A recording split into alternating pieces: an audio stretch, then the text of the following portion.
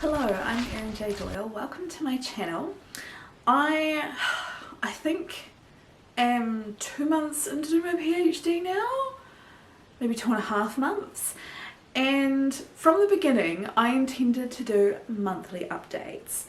So I've been making notes, but then not making the videos because, as I mentioned in a previous video, I had issues with lighting in particular and charging stuff sort of for my camera batteries and that kind of thing, and then oddly enough also being quite busy.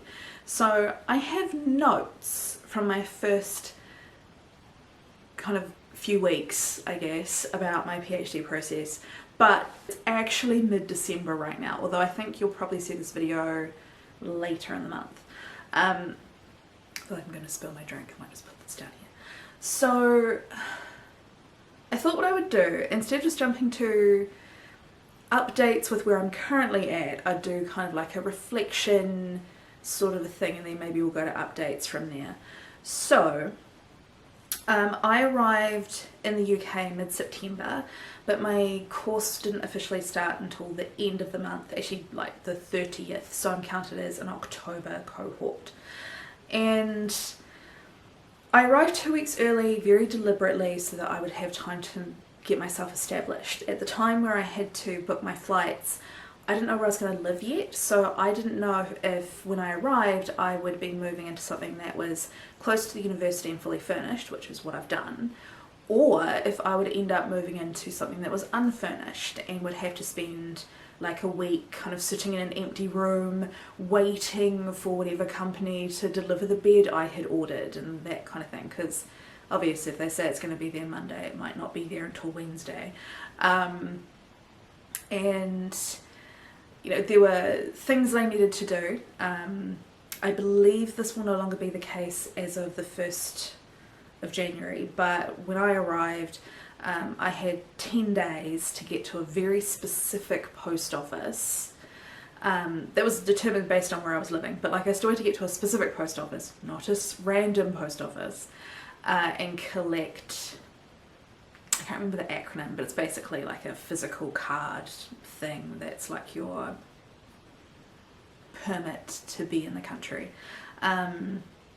I needed to do that obviously, so I wasn't sure if I needed to get furniture, I wasn't sure if I needed to buy a car, like if I ended up getting accommodation that was kind of further away, maybe public transport wouldn't be an option. There are lots of little villages in the area where yes, there's public transport, but it's, you know, once or twice a day, so I wouldn't want to be dependent on that. I'd want a car as well. So I arrived 2 weeks early to make sure I'd have time to A, get over the intense jet lag, and B, get all of those life things sorted so that when my course started I'd be able to hit the ground running. But as it was, because I moved reasonably close to the university and into somewhere fully furnished, none of the oh no what if I need to make sure I've got time things really happened. So other than getting over jet lag and, you know, buying towels and a few things, I had a lot of time. Like, I didn't have this huge list. So I contacted my supervisor when I first arrived and I was like, look, if you've got time I'd love to come meet you, blah, blah, blah. So my first meeting with him was actually prior to the beginning of my PhD. Obviously this is first meeting face to face, not first interaction with him total. Obviously there was an interview process and a couple of emails before that. The first time I met him face to face, my voice is dying, I went into the university, we just had a coffee and had a, oh my god, voice, what's happening? I don't even have a cold, I don't know what's happening. I think that my voice is suddenly aging because it sounds really croaky to me. But like consistently, oh that, or I have throat cancer. No, I'm sad because my uncle passed away from throat cancer not so long ago. Anyway, so I went in, met with him, we just had a coffee, and it was really weird in that he just sat there and talked about like all the things about me that made him decide to choose me for this opportunity because I applied for an advertised position. It was exactly like a job interview, right? Like there was an ad, I just applied for it, sent in my CV, I had an interview, they got back to me and said, yes, do you want it? Like it was very like applying for a job. I did have to do a presentation in the interview, which I never had to do before, but some people have to do that for jobs as well, so I'm still saying that's like a job interview. But yeah, our first conversation was him just kind of talking about all the things that made him pick me, and I was like, and it was really nice, but also kind of awkward, and it gave me such intense imposter syndrome because I'm like, did I oversell myself? Like, did I make you think I could do stuff that I can't do?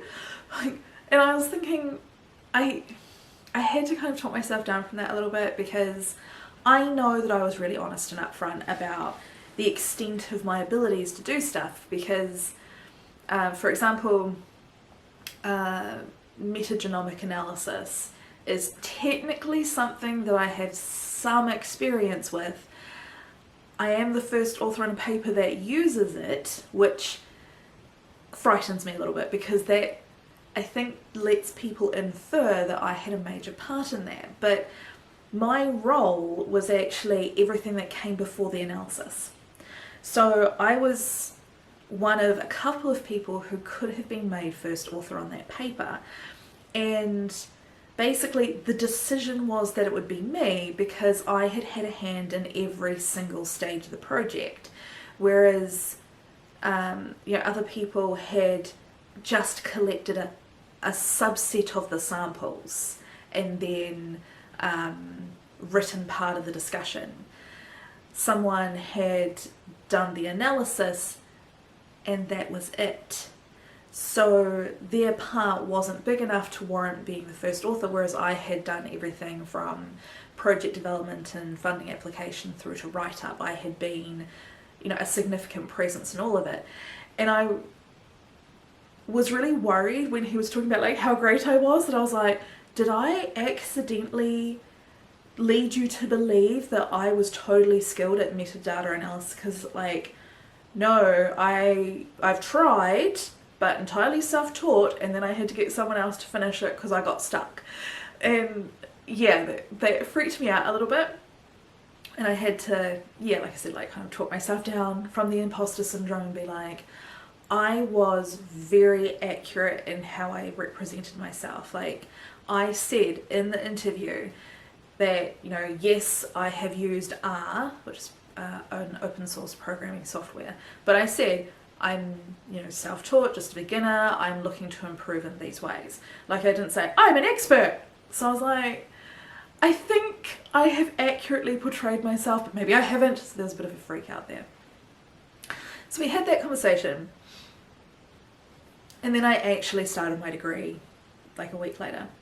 I don't really know what I expected for like the structure of my PhD, or rather I expected very little, and I don't know how accurate my expectations were if I had been in a different university or in a different country. So my impression of a PhD from having worked in academia in New Zealand was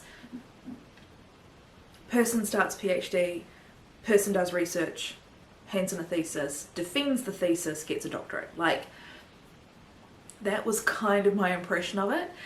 And I was never aware of any of the PhD students who I was working in a lab with doing any training courses or anything. And the course that I'm doing is a little bit more structured than that. So I showed up for registration, which was my first day, and I was thinking, cool, I do some paperwork, and then I go to my desk, which I had been shown when I met my supervisor the week earlier, and I start reading papers and start thinking about a literature review. Like that was kind of what I had in my head for what I was going to do. And no. So what you actually did was go to registration, which involved standing in a very long queue and presenting your visa and your passport And in my case, I also had to present my boarding passes because I had entered the country via the e-gates at the airport because of which country I'm from, whilst other students had to go through the other gate where you actually talk to a person. And so their passports, in theory, should have been stamped.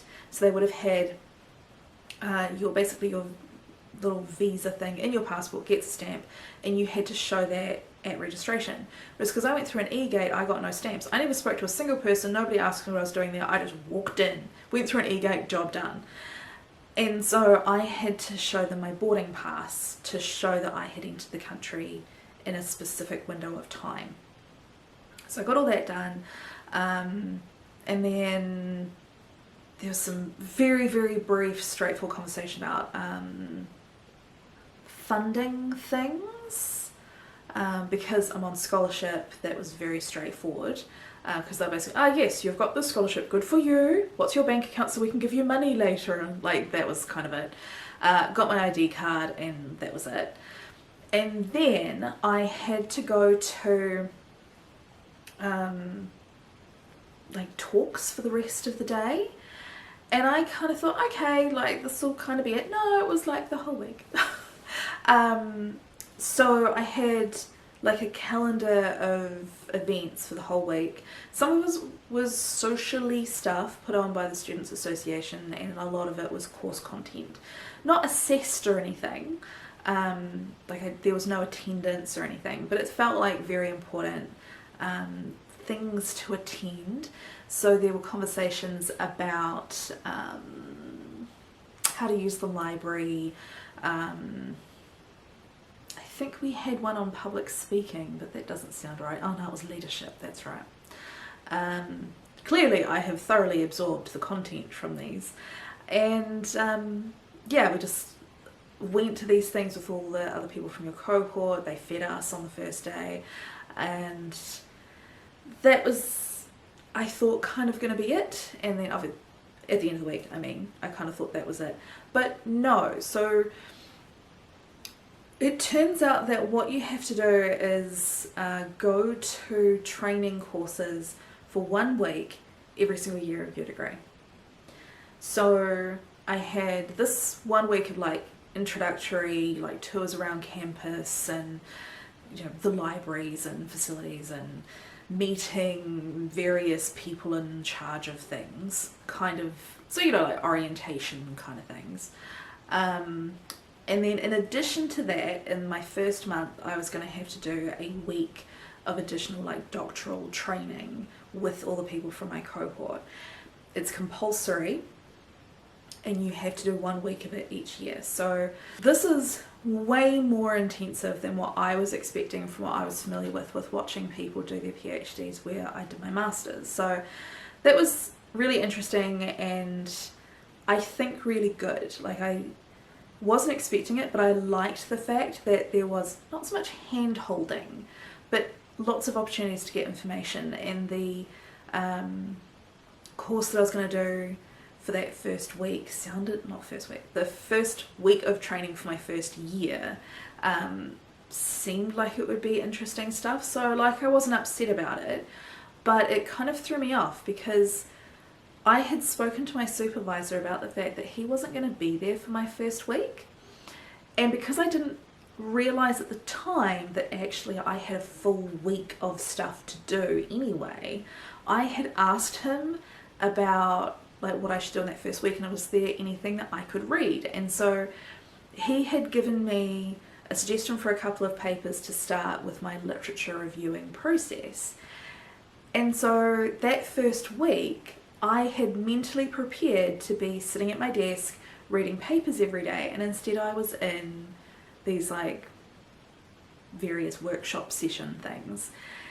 And so I went into my first meeting with my supervisor the following week, and I was just like, I haven't managed to do any of the stuff that we said I was going to do. And he was chill about it because obviously he knew that I would be too busy, but I didn't know that. So there was a little bit of everything was fine, not even a hiccup, but a little bit of feeling like I had mismanaged my time or something. But again, like, it was actually totally fine. I was just trying to do too much, and it was okay.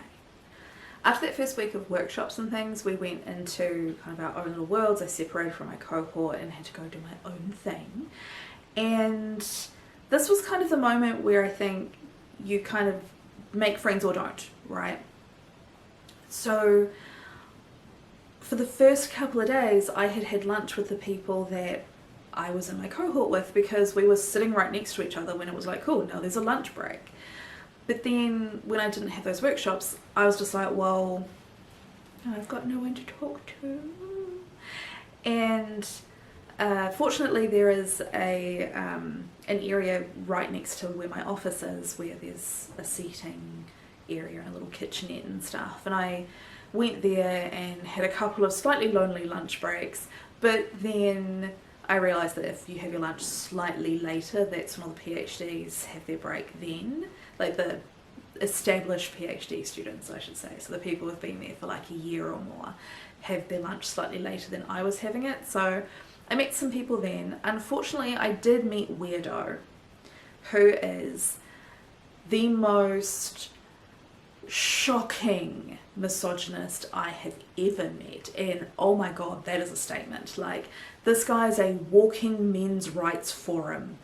The second time he ever spoke to me, he pulled his chair up to my desk and repeated the phrase, "I hate women," 6 times. And then started ranting about his friend's failure to succeed on dating apps. And I was just like, wow. So unfortunately, I did meet Weirdo. And it was okay. Like, I met various people who obviously already knew each other, and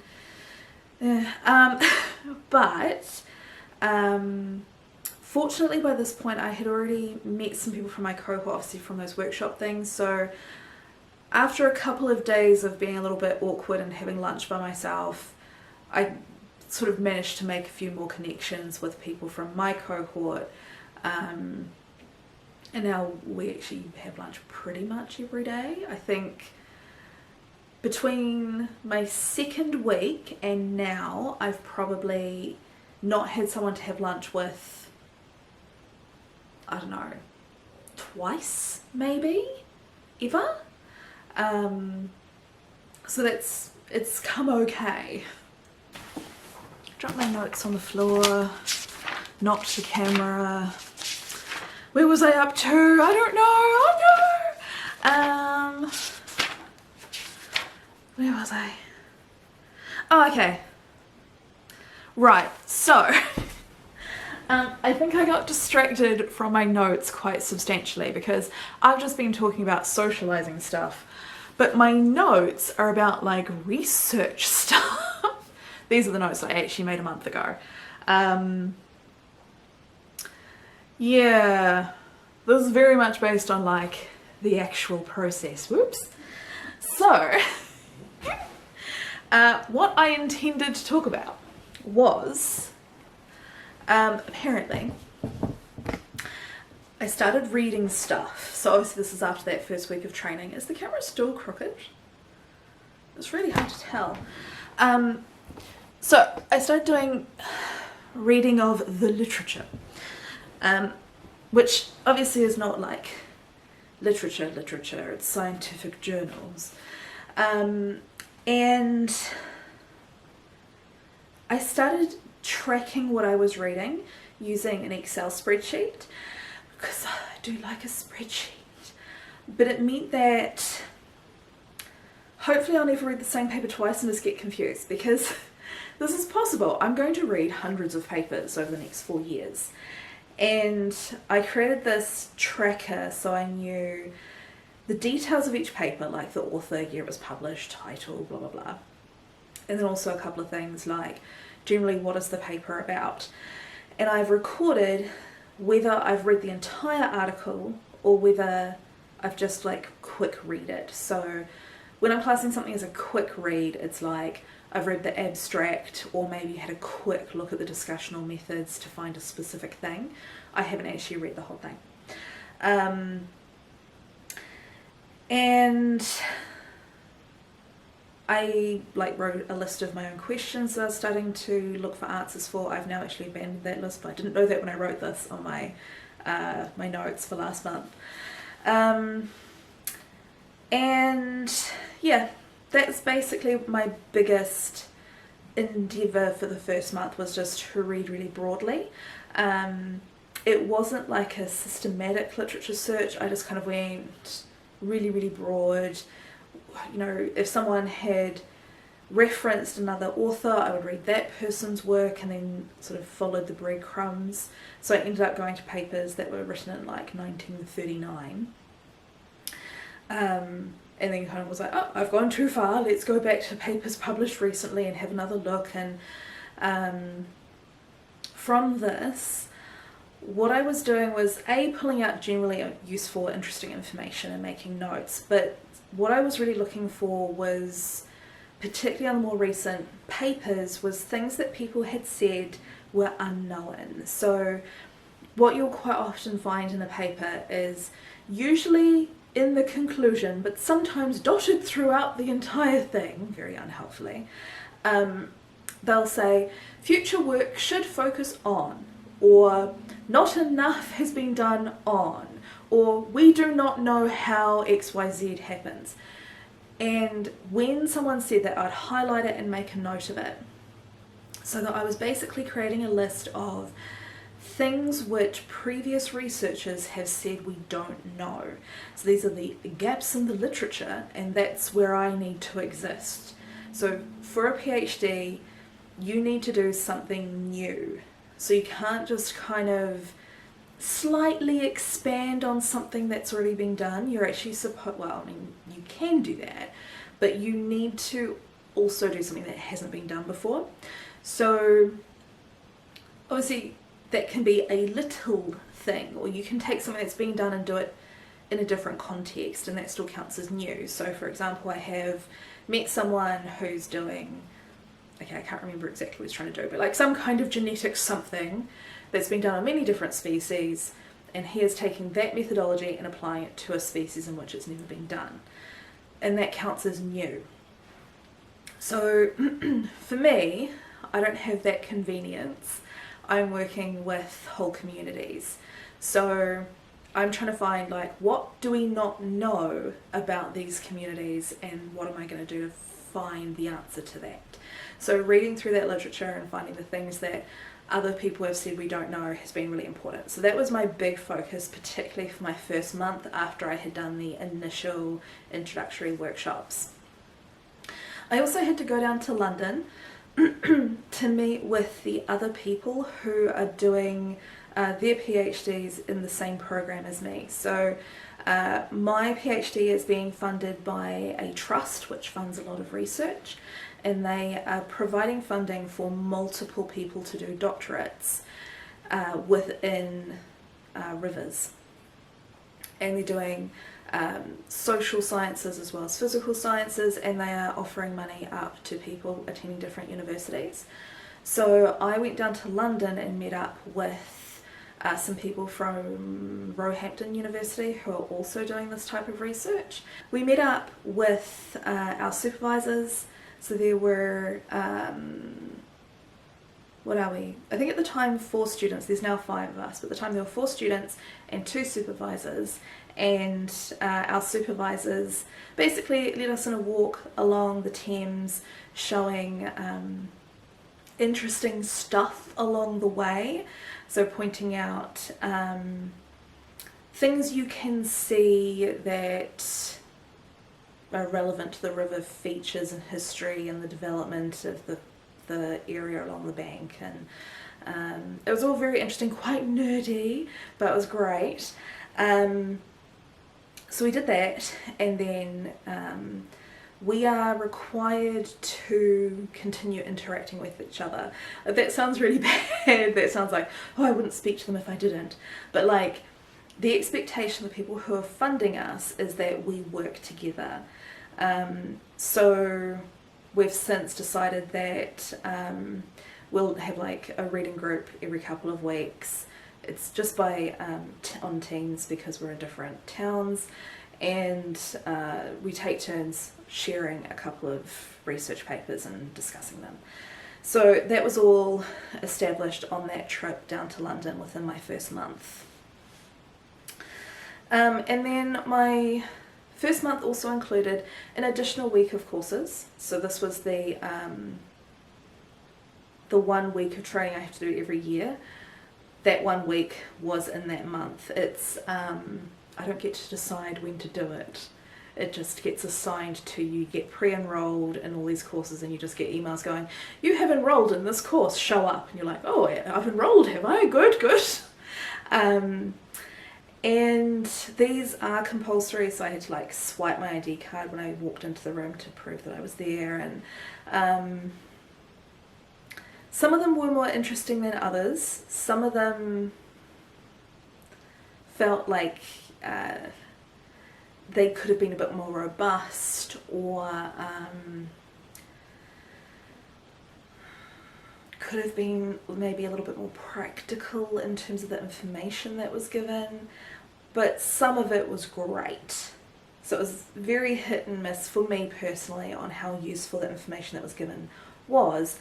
But like the worst, like imagine like I got absolutely nothing out of any of those courses, and that would be the worst case scenario. The worst case scenario would still mean that I had a week of spending all day with the people from my cohort. So there was a lot of opportunity to like chat to new people that I hadn't met in the previous time that we were all together, because we're in the same cohort but we're all across different departments. So there are some people that I'll never interact with outside of those training weeks. So it was kind of nice to like bump into a guy that I had met on like the first day, and you know, just have like a quick chat. You know, that was just nice. And I think he's studying like aerospace, I think. So like I'm never going to speak to him outside of those courses. We have nothing to do with each other. And we also don't operate within the same building. So yeah, it was just like a nice opportunity to talk to people, even if I hadn't gotten anything out of the course content, which I did get some stuff out of it, so that was fine. I'm just saying, like, even if it had gone really badly in terms of course content, like it wouldn't have been the worst thing ever. Alright, so that was my first month. Month number 2, probably not that interesting, but I'll tell you about it anyway. So in month 2, I didn't have any like workshops or anything that I needed to attend to, but I did get a checklist of stuff that I need to complete by the beginning of February. And this is all very, it's just paperworky stuff. Like it's very basic.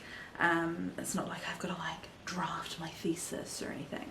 It's like I have to like write a profile of myself to put on the website. I have to apply for ethics, which actually I thought was interesting. I have to apply for ethics even though I'm working with microbes, and at home that's like you don't have to do anything, because generally speaking when you're doing research, ethics applications are if what you're going to be doing affects people or animals. So if you're working with microbes, plants or invertebrates, you don't have to apply for ethics. It's just like, no, it doesn't apply. Because ethics applications really exist to make sure that people feel better. So if you're working on something that people don't care about or don't think has feelings, you can do whatever you want to them. And that's awful. Like I think particularly invertebrates get a really short end of the stick there, because we kind of go, wow, nobody cares about insects, you can do whatever you want to them. But that's a whole other video. So in New Zealand I wouldn't have to apply for ethics, I just have to put a statement saying that I don't require ethics for this type of research. But here I am required to put in an ethics application anyway. So that's actually been kind of interesting. It's my first time doing one. I've worked on projects that required ethics previously, but I was always just helping somebody else, so they did that part of the work. So this has been a good learning opportunity. So I've got to do that kind of stuff. So I've got until February, but I've got my checklist and I've started ticking things off that to-do list. But I didn't make a lot of progress on it in month 2, because my supervisor kept asking me to do stuff that took a lot of time, which was read stuff, which was obviously already the plan, but he wanted me to come up with my thesis title, aim, and 4 objectives for my research, and with each objective and a hypothesis. So basically, your thesis is chapters, or is broken up into chapters, and particularly in the sciences we talk about, instead of trying to write like a book that contains chapters, you write papers, and each paper is a chapter, and then you put them in together and that becomes your thesis. So your thesis is an introduction and then several scientific papers. So when he was asking for objectives, what he's really asking for is what I'm going to do for each of the papers I'm going to write. So the aim is like the aim of my research overall, and the objectives is like what I'm going to do in each of the papers that contribute to that aim. So I was set off to do that. It was very scary. And so initially I thought, cool, I can just go through this list of gaps in the literature that I have found from all the reading I did the previous month and go from there. And I did. I wrote down, I think, 12 different things that I had found that were gaps in the literature as stated in the literature. But when I actually then went to find research on those specific things, I found that they had already had stuff done on them. So like, people said they were gaps, but then I kept finding that they weren't. And so I had to go deeper again to try and find the gap within the gap, because I can't fill a gap that's been filled. So my second month has just been an insane amount of reading and desperately trying to find what we don't know. And this is something that I think certainly isn't unique to me, but it isn't the common experience. So I've got a lot of friends who are doing research projects which are a little bit more prescriptive. Like, they from day one knew they were going to be trying to achieve this by doing this method and this organism. And that makes sense because like they're working, most of my friends, strangely, are working in the agriculture and food production kind of area. And it makes sense, like, you know, if you've got a company that focuses on food production in some way, then they're going to fund research that's really specific, and it might be a big question, and that's why it's a PhD thesis. But, you know, they know what organism that you need to do it on because that's the organism that they grow and sell. So, you know, people are doing projects on like wheat and potatoes and things which are really important, and trying to do things like, without going into other people's research, basically trying to do research which contributes to the health of crops, or you know, longevity of the product after it's picked, so that, you know, we can ship at greater distances with less waste and that kind of thing. So these are you know, quite specific goals with very specific organisms, and a lot of my friends have gone in with like even the methods they're going to pick have already been chosen, they just need to kind of do it. Whereas with me, it's like, river health, go! And I have to figure out what that means and what we do and don't know. I know I'm working with biofilms, which are the microbes that live within the system. So any microbes, we're talking bacteria, fungi, and some other stuff, but basically bacteria and fungi and some other things. They can exist floating around in water, but if they get onto a surface, they stick to it and they create like a little community, and like one bacteria will stick to it, and then another bacteria is like, hey, I can't stick to stuff, but I can stick to you. And so then there's two bacteria, and then a fungi comes along and goes, I see that you're creating this byproduct. I can use that, and you end up with, I've made that very personified, but anyway, you end up with particularly complex, not particularly, no, you end up with complex arrangements of microbes, many different species, doing lots of different things within this one environment. Those are what I'm studying in the context of rivers. My aims are around like river health, but like up to me to figure out what that means and how I'm going to do it, which is what I wanted. But it's meant that I am still trying to figure out stuff that my friends with more prescriptive projects already know going into it. So I'm doing stuff that they look at and think, why are you doing that? I didn't need to do that. You're spending so much time on this. But it's because it was kind of done by their supervisor before they started. And that's like, either option is totally normal. I'm certainly not the only one who has to kind of figure out what they're doing first. It's just the path that I'm on versus the path they are on. So my notes for month 2 are very focused on trying to find my aim, my objectives, and working through the literature. And yep, actually that is the totality of my notes for month 2, is just that. Trying to figure out what I'm going to do, reading more stuff, and then being aware that I also, on top of this, have that checklist that I have to work through for the end of February. So now month 2 is over, I'm halfway through month 3.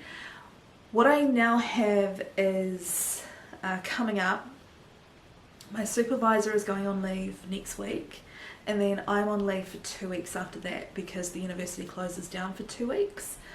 So, and then I think my supervisor's got a little bit more time off. So I've got a month between my last meeting and my next meeting with my supervisors. And in that month, I have to continue this figuring out what I'm going to figure out, what is known, what isn't known, what do I want to do about it. I have to figure that out. And in the first week back at uni, which is second week of January, I have to do a presentation just to them, not to like a big giant group of people, but I have to do a presentation on what I'm going to do and what we do and do not know. So I kind of have to justify what I'm going to do. I can't just kind of go, I want to do stuff. I have to be able to say, give the context of why I want to do it. So that's where I'm up to. Yeah.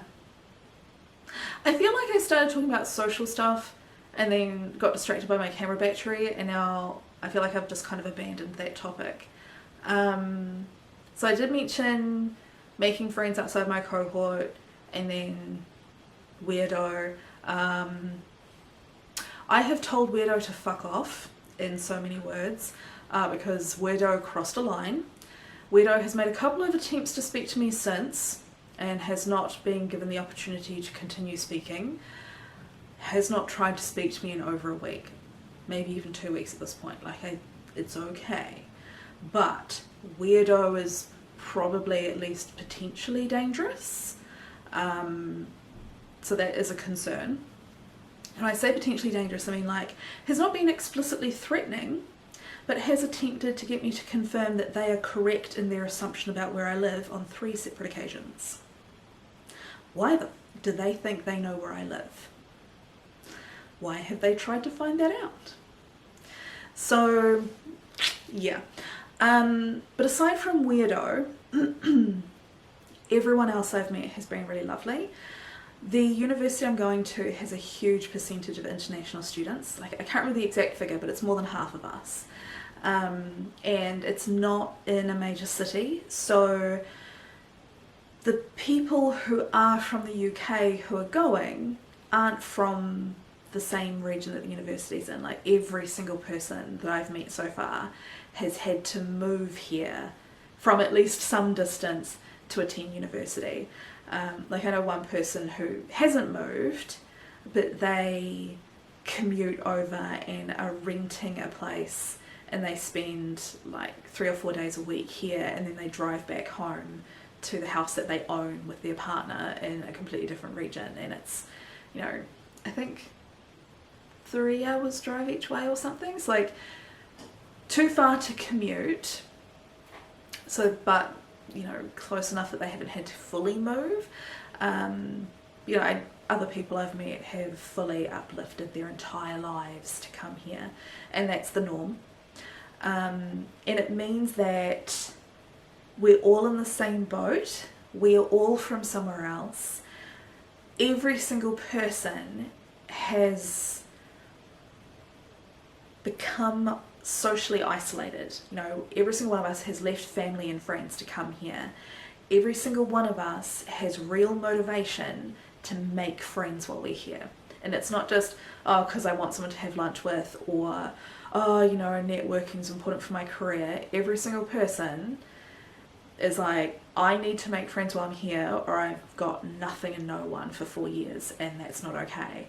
And so you meet people, and everyone is, not literally everyone, like I've met people who are less enthusiastic about it, but most people are like, yes, let's be friends. Like, you know, what's your phone number? Let's get on WhatsApp. Let's go do something. Like everyone is kind of proactive in the socializing thing, even if that maybe isn't their initial inclination. I think a lot of people are probably like consciously making the effort to interact with other people because they know that if they don't, they're kind of doomed. And that means that everyone I meet has been like quite friendly and nice, at least within uni. But then also outside of uni, I haven't had a negative experience. Outside of weirdo, everyone has been super nice. So that's been great. As I said, I've made some friends through my cohort, and those of us who are doing like agriculture or environmental type research, we get together at least twice a week. Some of us like see each other every day because we'll just like text and be like, hey, do you want to go get lunch? But you know, we hang out all the time, and that's been really, really nice. It was something I was worried about going to university at 40, was that I started my undergraduate degree at 25, and I was way older than most of the other people who were just starting out.